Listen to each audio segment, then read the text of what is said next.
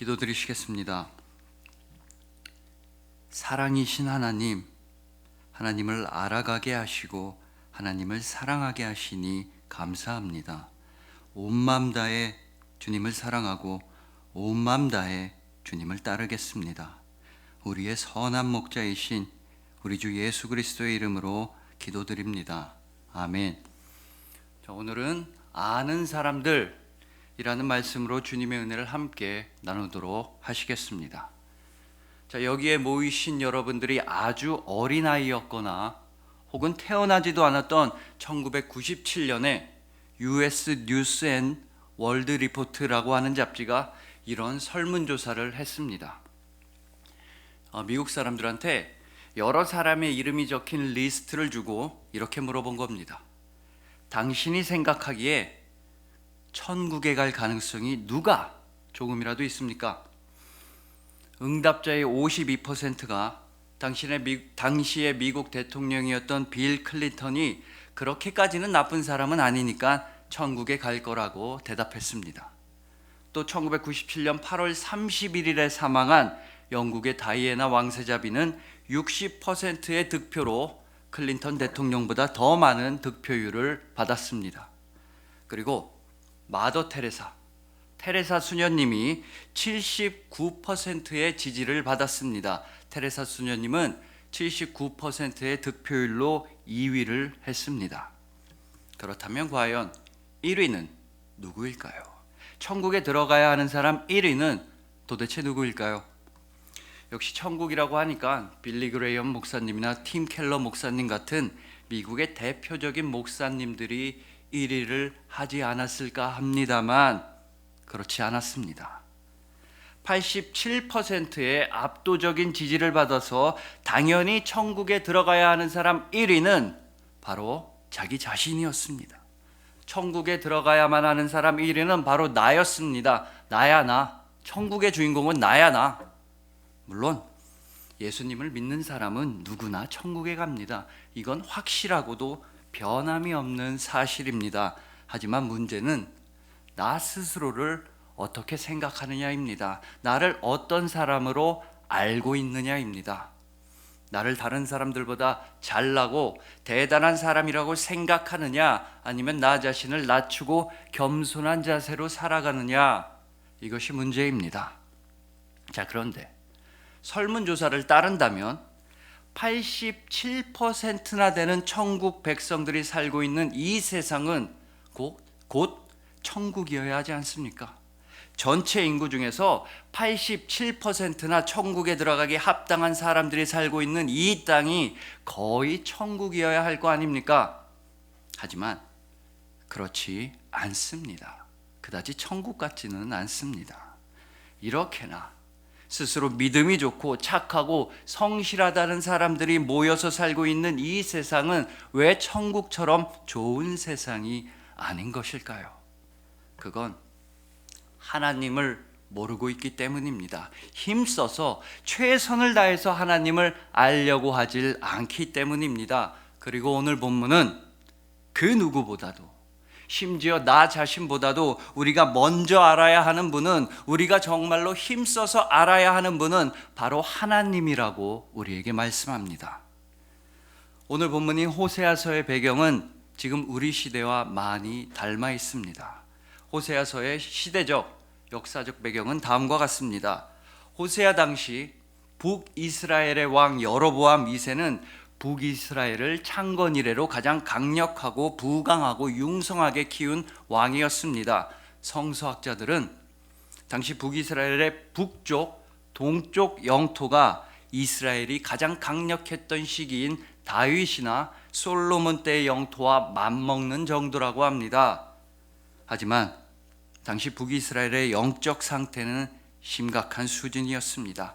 우상 숭배가 도처에서 만연했고 도덕적 윤리적으로도 타락이 심각한 상태였습니다. 그리고 이건 우리도 마찬가지입니다. 경제적으로, 문명적으로, 기술적으로 오늘날이 역사상 그 어느 때보다도 부유하고 윤택합니다. 인류가 이렇게까지 편하게 잘 살았던 적은 단 한 번도 없었습니다. 하지만 신앙적 타락, 도덕적 타락은 오늘날이 그 어느 때보다도 심각합니다. 바로 여기에 호세아 시대의 문제의식과 그리스도인 청년인 여러분의 문제의식이 맞닿아 있는 것입니다. 이런 상황에 필요한 것이 바로 하나님을 아는 것입니다. 그것도 힘을 써서 온 마음을 다해서 하나님을 아는 것입니다. 그러면 오늘 본문에서 여호와를 알자, 힘써 여호와를 알자라고 말씀하는데 하나님은 도대체 어떻게 해야 알 수 있는 겁니까? 하나님을 아는 방법은 무엇입니까? 우선 가장 먼저 떠오르는 건요, 역시나 배우는 겁니다. 무언가를 알기에 가장 좋은 방법은 배우는 겁니다. 그게 학교가 됐든 학원이 됐든 인터넷 강의가 됐든 가서 배우는 게 무언가를 알기에 가장 빠르고 편한 길입니다. 하지만 우리 모두는 다 알고 있습니다. 그런 식으로 배워봤자 금방 까먹는다는 걸 말입니다. 우리 모두는 학교나 학원에서 엄청나게 배워봤습니다. 하지만 머리에 잘 들어오지도 않고 시간이 조금만 지나면 금방 다 까먹습니다. 자, 여기서 문제를 내보도록 하겠습니다. 우리나라 역사에서 이모군란은 몇 년도입니까? 수학에서 근해 공식은 무엇입니까? 모릅니다. 분명히 배웠는데 모릅니다. 다 까먹었습니다. 왜냐하면요, 이 배우는 거랑 사는 거랑은 뭔가 다르기 때문입니다. 무언가를 배우는 것과 무언가와 함께 살아가는 것은 완전히 다르기 때문입니다. 제가 청년부 설교를 위해서 아무리 요새 유행하는 말을 검색하고 연습하고 배워봤자 금방 까먹습니다. 알맞은 때와 장소에 활용하지도 못합니다. 그리고 결정적으로 어색합니다. 제가 여러분한테 마상, 낄끼빠빠 이러면 여러분 어떠십니까? JMT 이러면 어떻게 들리십니까?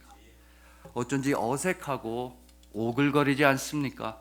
더욱 충격적인 건 이 낄끼빠빠가 이미 한물간 말이라는 겁니다. 왜 어르신들이 스마트폰이나 인터넷 뱅킹 사용법을 배우는 게 어렵고 또 느리게 배우는지 아십니까? 배워서 그런 겁니다. 배우니까 늦는 겁니다. 하지만 여러분들은 요새 유행하는 말이든 SNS든 스마트 뱅킹이든 삼성페이가 어색하지 않습니다. 자연스럽습니다. 조금의 위화감이나 이물감이 없습니다. 왜냐하면 여러분들은 이런 걸 배운 게 아니라 그냥 이런 것들과 같이 살아와서 그런 겁니다. 여러분들은 인터넷 환경에서 태어나고 그것들과 함께 쭉 살아와서 그런 겁니다. 마치 갓난 아기가 자연스럽게 모국어를 배우는 것처럼 말입니다. 자, 심지어 저는요, 몇 달 전에 요새 그렇게나 유행한다는 마라탕에 도전해 본 적이 있습니다. 먹어봤습니다. 와, 맛있습니다. 쭉쭉 들어갑니다. 생각보다 훨씬 맛있었습니다. 하지만 제 몸은, 여러분들보다 상대적으로 오래된 제 몸은요, 견디질 못했습니다. 새로운 음식인 마라탕에 적응하지를 못했습니다. 몇몇 분은 기억하고 계실 겁니다. 저는 마라탕을 먹고는 완전히 탈이 나버렸습니다. 그 다음 일주일 내내 흰 죽만 먹었습니다. 병원만 해도 3군데를 갔습니다. 일단은 음식을 먹어서 그런 거고, 또 이 윗배 쪽이, 이쪽이 더부룩하고 부은 느낌이라서 일단은 내과를 갔습니다. 그 다음에 얼굴 전체가 아팠습니다. 얼굴 뼈랑 눈알이 아팠습니다. 상상이 가십니까? 마라탕 한번 먹고는 얼굴 뼈랑 눈알이 아팠습니다. 그래서 한의원이랑 안과도 갔습니다. 그런데 제가 마라탕을 먹고서 얼굴 뼈랑 눈알이 아파서 왔다고 하니까 한의원이랑 안과에서는요, 저를 무슨 정신과에 보내고 싶어하는 눈치였습니다. 무슨 말도 안 되는. 물론 당연히 이 마라탕이라는 음식은 아무런 잘못이 없습니다. 제가 문제입니다. 제가 화자오 기름인가를 처음 먹어봐서 너무 맛있어서 너무 많이 먹어서 그런 것 같습니다. 어쨌든 이처럼 나중에 배우고 나중에 익숙해지는 건 그만큼이나 어렵다는 겁니다. 감을 잘 못 잡고 헤매게 됩니다. 자, 한 발 더 나가 보겠습니다. 외국어, 특히 영어, 왜 이렇게 안 될까요? 이것도 나중에 배워서 그런 겁니다.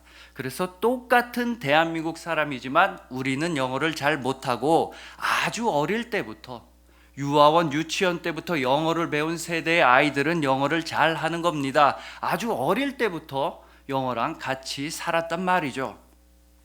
하지만 가장 중요한 건요, 이게 진짜 중요한데요, 뒤늦게 배우는 건데도 잘하는 경우가 있다는 겁니다. 나이를 먹고 나중에 영어를 배웠는데도 영어를 굉장히 잘하는 사람들이 분명히 있습니다.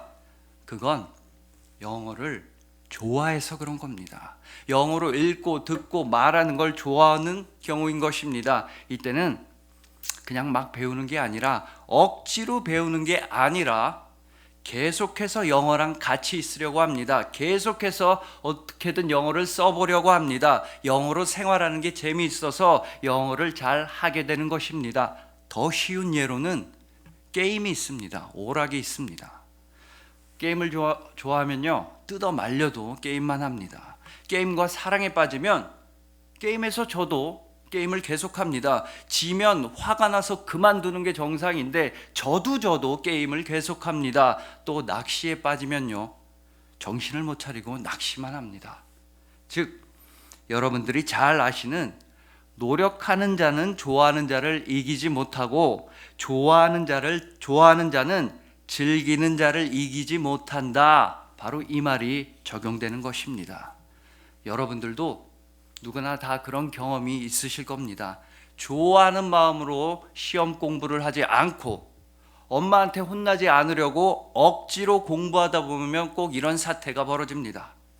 시험 공부를 하다가 에이, 여기서 문제가 나오겠어, 설마 이게 나오겠어? 그러면 꼭 그게 시험에 나옵니다. 왜 그런지 아십니까? 나중에 알고 보면요, 억지로 공부하다 보니 설마 이게 나오겠어? 하면서 시험 범위의 반을 날려버려서 그런 겁니다. 하지만 반대로 누구나 좋아하는 과목 하나쯤은 있습니다. 꼭 학교 교과목이 아니다 하더라도 축구든 만화책 보기든 뭐든 하나쯤은 좋아하는 종목이 있습니다. 그러면 그 과목이나 종목은 엄청나게 열심히 합니다. 방금 말씀드린 게임이나 낚시처럼 말입니다. 그리고 그 과목이나 종목을 매우 잘 알게 되고 잘 하게 됩니다. 즉, 좋아하는 것만큼, 사랑하는 것만큼 무언가를 배우고 알기에 좋은 방법은 없다는 뜻입니다. 또한 좋아하고 사랑하는 대상이나 사람과는 항상 함께하고 싶어집니다. 사랑하는 사람과는 떨어지기가 싫습니다. 바로 여기에 하나님을 아는 방법이 있는 것입니다. 그러니까 오늘 본문에서 하나님을 알라는 말씀은 곧 하나님을 사랑하라는 말씀인 것입니다. 하나님을 힘써 안다는 것은 곧 하나님을 힘써 사랑한다는 뜻입니다. 그러면 언제 어디서나 하나님과 함께하고 싶습니다. 자주자주 기도하면서 사랑하는 하나님과 대화를 하고 싶어집니다. 계속해서 말씀을 읽으면서 하나님의 마음, 하나님의 뜻을 묵상하고 싶어집니다. 예배와 말씀을 멀리할 수가 없습니다. 오직 하나님과 동행하려고 합니다. 저는 여러분들이 이렇게 되시리라 믿습니다. 사랑이신 하나님을 아는 길은 하나님을 사랑하는 것뿐입니다. 사랑을 아는 방법은, 사랑을 알 수 있는 방법은 직접 사랑하는 것뿐입니다. 하나님을 사랑함으로써 하나님을 알아가고 하나님을 힘써 사랑함으로써 하나님과 항상 동행하시는 여러분들을 주님의 이름으로 축복합니다.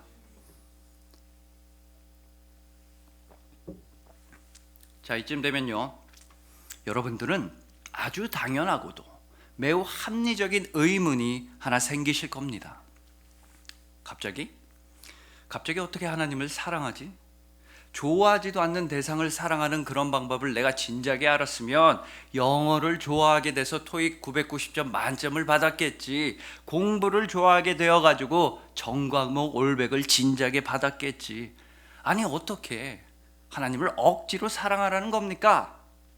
바로 이런 의문이 드실 수도 있습니다. 충분히 그러실 수 있습니다. 당연합니다.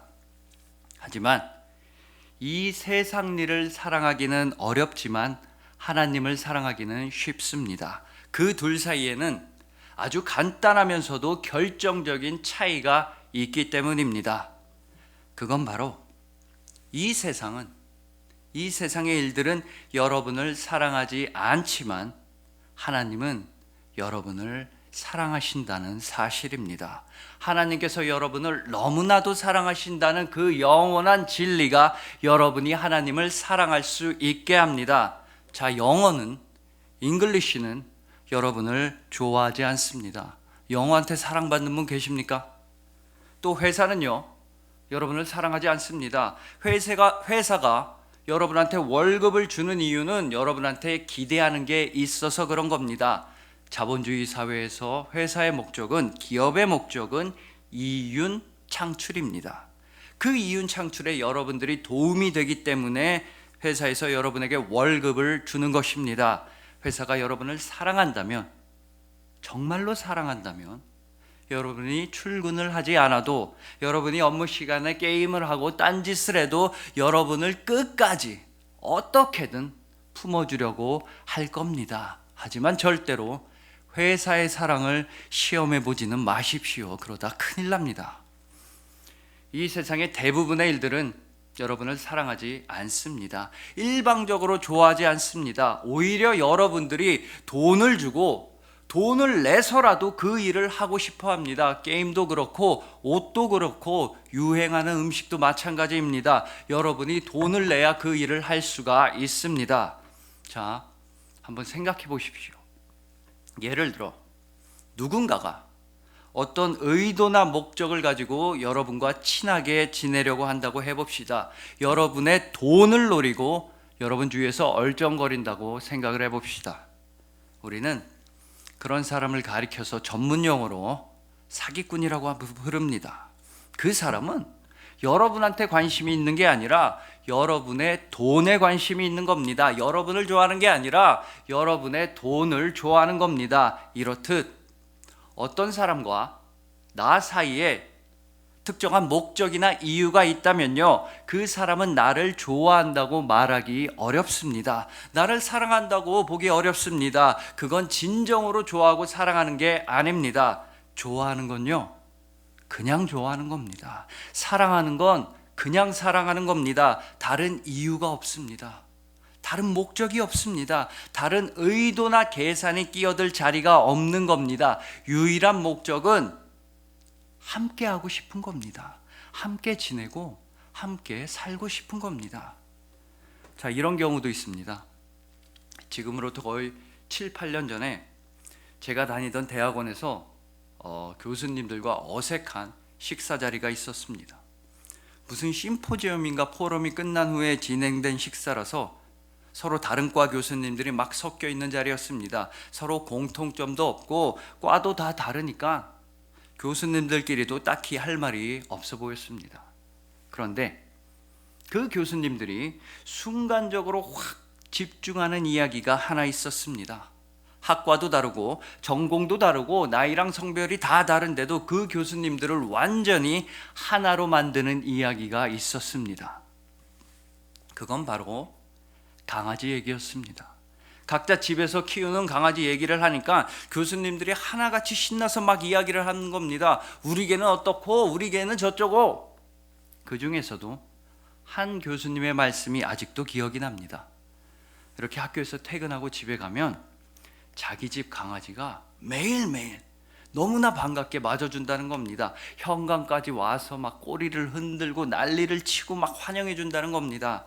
아침부터 저녁까지 못 봤으니까 오랜만에 보니까 그래서 강아지가 너무 반가워서 그러는 줄 알았다고 합니다. 그래, 오랜만이야, 나도 반가워, 이러면서 교수님도 막 안아주고 뽀뽀하고 그랬답니다. 그런데 어느 날 집에 누워 있다가 차에 무슨 서류인지 책인지를 놓고 온 게 생각나서 밖에 나갔다 왔답니다. 주차된 차에 갔다 오는데 5분이나 걸렸겠습니까?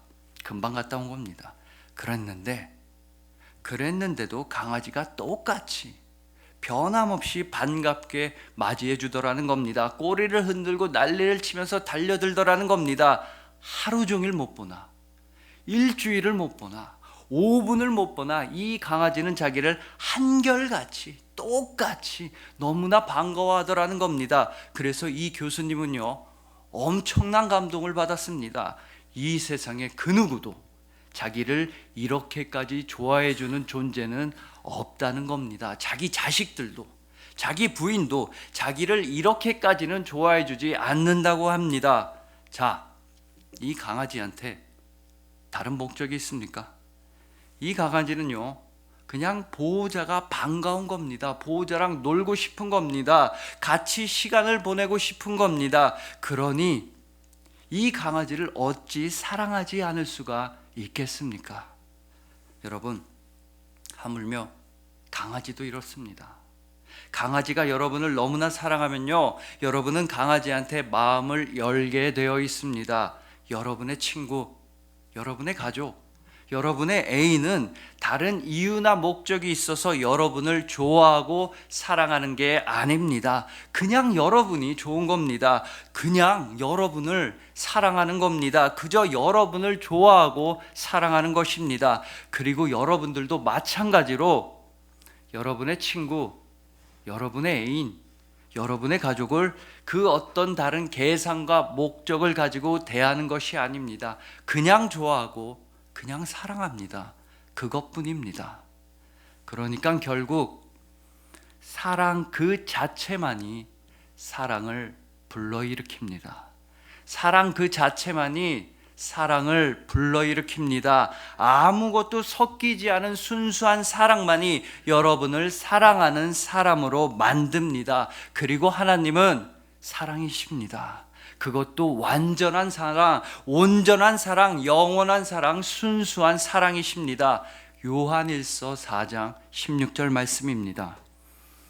하나님이 우리를 사랑하시는 사랑을 우리가 알고 믿었노니 하나님은 사랑이시라. 사랑 안에 거하는 자는 하나님 안에 거하고 하나님도 그의 안에 거하시느니라. 하나님은 사랑이시라. 하나님은 여러분을 사랑하십니다. 아무런 속셈이나 꿍꿍이 전혀 없이 그저 여러분을 사랑하십니다. 그 사랑을 느끼기만 한다면, 그 사랑을 받아들이기만 한다면 여러분은 주님을 사랑할 수가 있습니다. 그리고 이때 사랑은 결코 억지로 되는 것이 아닙니다. 마지못해 사랑하는 것이 아닙니다. 바로 주님의 사랑이 여러분으로 하여금 주님을 사랑하게 합니다. 여러분보다 먼저 주님께서 여러분을 먼저 사랑하셨기 때문입니다. 요한일서 4장 10절입니다. 사랑은 여기 있으니 우리가 하나님을 사랑한 것이 아니요 하나님이 우리를 사랑하사 우리 죄를 속하기 위하여 화목제물로 그 아들을 보내셨음이라. 주님의 사랑, 이 사랑은 변함이 없는 사랑입니다. 끝이 없는 사랑입니다. 어김이 없는 사랑입니다. 다시 오늘 본문입니다. 그러므로 우리가 여호와를 알자, 힘써 여호와를 알자. 그의 나타나심은 새벽빛같이 어김없나니 비와 같이 땅을 적시는 늦은 비와 같이 우리에게 임하시리라 하니라. 새벽이 되면 어김이 없이 빛이 우리를 비추듯이, 곡식을 자라나게 하는 비가 우리를 풍성하게 하듯이 주님은 그렇게 우리에게 나타나십니다. 주님은 우리에게 사랑으로 나타나십니다. 그러니 부디 그 사랑을 외면하지 마십시오. 그저 받아들이십시오. 그저 눈과 귀를 열기만 하면 됩니다. 마음을 열기만 하면 됩니다. 주님의 흘러넘치는 그 사랑이 여러분을 사랑으로 가득 채웁니다. 여러분이 사랑하는 사람이 되게 합니다. 즉, 여러분이 하나님을 사랑하게 됩니다. 여러분이 이웃을 사랑하게 됩니다. 그리고 바로 이때 우리는 말할 수 있습니다. 우리는 하나님을 아는 사람들이라고, 우리는 하나님을 힘써 아는 사람들이라고 말할 수 있습니다. 바로 그리스도인이라고 말할 수 있는 것입니다. 그리하여 하나님을 힘써 하시는 여러분들, 하나님을 힘써 사랑하시는 여러분들, 서로를 힘써 사랑하시는 여러분들을 진심으로 사랑하고 축복합니다. 기도드리시겠습니다. 사랑이신 하나님, 영원한 사랑으로 우리를 사랑하시니 감사합니다. 우리와 영원히 함께 하시니 감사합니다. 이제 우리가 하나님을 알아가겠습니다. 하나님을 힘써 알겠습니다. 오직 하나님을 사랑함으로써 하나님을 알아가겠습니다. 하나님을 힘써 사랑하겠습니다. 우리로 하여금 주님을 사랑하게 하시니 감사합니다. 주님의 넘치는 사랑으로 우리를 사랑하는 사람, 그리스도인으로 세워주시니 너무나 감사합니다. 우리를 영원히 사랑하시는 우리 주 예수 그리스도의 이름으로 기도드렸습니다. 아멘.